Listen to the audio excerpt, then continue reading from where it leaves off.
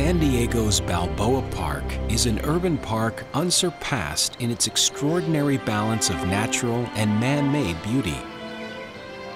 When nationally renowned landscape architect Samuel Parsons Jr. was contracted in 1902 to design the park, he was overwhelmed by the location.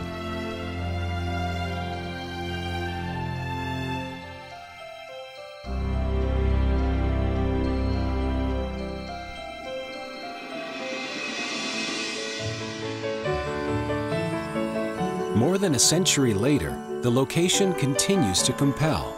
12 million people a year visit the 1,200-acre park dedicated to the preservation of exposition architecture, home to a world-famous zoo, renowned performing arts theaters, art galleries, museums, and botanical wonders.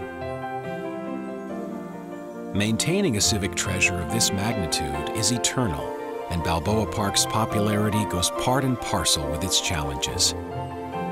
Originally built as a magnificent gathering place for visitors and residents in an era that knew nothing of traffic, congestion, and parking lots, built to last for only a few short years. For the most stirring story of Balboa Park is its genesis as a World Expo in 1915 and then again in 1935, drawing tens of millions of people from around the world to this small seaside city with a population of then barely 40,000 in early 20th century. In 1909, San Diego boosters wanted to host the Panama, California Exposition to celebrate the completion of the Panama Canal. The task was daunting, but San Diego was undeterred. The Chamber of Commerce hired New York architect Bertram Goodhue to design a Spanish-style park to welcome the world in 1915. The Spanish colonial revival buildings and parklands became known as not the largest World Fair ever held, but the most interesting, as well as the most beautiful. Visitors, dignitaries, and celebrities clearly agreed, and some 4 million people graced the park in 1915 and 1916. Balboa Park's second defining moment came in 1933, when, despite the Great Depression, a new private citizen board of directors decided to host another expo, the 1935 California Pacific International Exposition. Iconic structures like the California Tower, the Botanical Gardens, and Plaza de Panama were now complemented by new buildings and gardens, 20 years after the Panama, California Exposition. Those additions included the House of Pacific Relations, Pan American Plaza, Alcazar Garden, and the courtyard and gardens at the House of Hospitality, all designed by architect Richard Requa. Plaza de Panama was further enhanced and utilized during the 1935 Expo. Low reflecting pools were placed on the north and south sides, where dances, receptions, and events filled the open areas. Once again, the smallest city in the world to host an expo defied expectations and drew nearly 7 million people to the city. So many of San Diego's civic achievements come from a combination of pluck, luck, and a can-do community fortitude that remains today. In 2010, San Diego's Mayor Jerry Sanders reached out to the community and asked for private citizens to step forward with donations and personally commit to removing traffic from Balboa Park and reclaim the Plaza de Panama and Central Mesa as grand ceremonial spaces once again. The question of how to lessen traffic congestion and its impact on the park environs is not new. The idea of developing one bypass bridge on the north to move traffic out of the core of the park became part of the city-approved Balboa Park Master Plan in 1960. And in 1973, East El Prado was closed to traffic from the Plaza de Panama to the Plaza de Balboa. As late as 1999, former San Diego Historical Society President Philip Klauber wrote, "Parking and traffic congestion on too many days can be challenges." Today, on a busy Saturday, more than 7,000 cars, trucks, and buses compete with over 14,000 pedestrians. And so, in answer to the question posed in 2010, Dr. Irwin Jacobs, founder of San Diego headquartered Qualcomm, created the Plaza de Panama Committee and developed a plan to remove traffic from the heart of the park and reclaim these spaces for pedestrian use.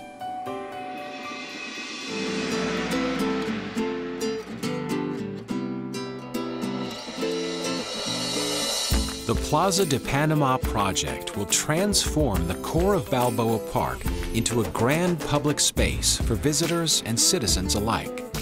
Once complete, the project will be a literal and metaphorical bridge that spans from the past grand vision of the 1915 and 1935 Expos to the 2015 Centennial Celebration. It is with this milestone in mind that the Centennial Bridge becomes the cornerstone in the transformation of the plaza. The Centennial Bridge would connect the east end of the Cabrillo Bridge to the Alcazar parking lot. Additional trees will be planted in the canyons to augment the existing eucalyptus grove, creating a canopy around the Centennial Bridge, much like the original bridge landscaping from 1915. The Alcazar parking lot would be redesigned to accommodate disabled parking, drop-off zones, and valet service. Centennial Road will continue from the Alcazar lot to a new underground parking structure with nearly 800 spaces. By placing the parking underground, the existing parking lot will be transformed into a lush park with pedestrian paths to flow into the organ pavilion as originally designed in 1935. A free tram system will provide convenient access between the parking structure and Plaza de Panama for all visitors. The Centennial Bridge removes cars from the core of Balboa Park and makes way for an open esplanade that connects both the east and west sides of the park. Once car-free, West El Prado, the Plaza de California, Plaza de Panama, and Esplanade can return to historic pedestrian use, enhanced by the return of the reflecting pools from the 1935 exposition. A promenade will now connect the two historic cores of Balboa Park that surround the Plaza de Panama and the Pan American Plaza. The end result of this reclamation is the transformation of what are now parking lots and roads into 6.3 acres of new parkland, gardens, and plazas, including a 2-acre park on level with the International Cottages, all in preparation for the 2015 Centennial Celebration that will celebrate Balboa Park's heritage and look forward to its future.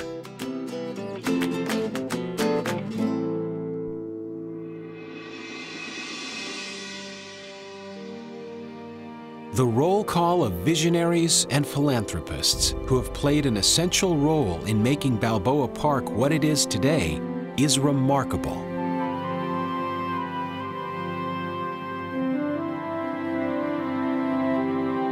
Beginning in 1868, when San Diego civic leaders set aside land for a 1,400-acre city park, to the 1909 Chamber of Commerce Committee determined to create an expo that would bring the world to San Diego.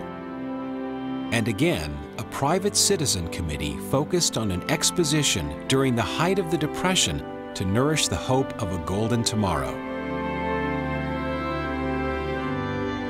This visionary community spirit will endure. The Plaza de Panama Committee proposal transforms the heart of Balboa Park into a grand public space for the people of San Diego and all who visit this wondrous park.